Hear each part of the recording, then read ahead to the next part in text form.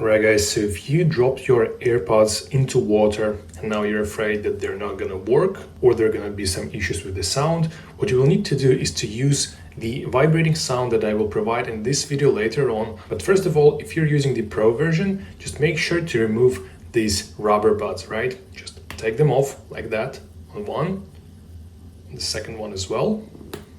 Okay, and if you're using normal AirPods, they're good to go just like that. Okay, so in 3 seconds I will turn on the sound and just leave it until the end of this video. 3, 2, 1.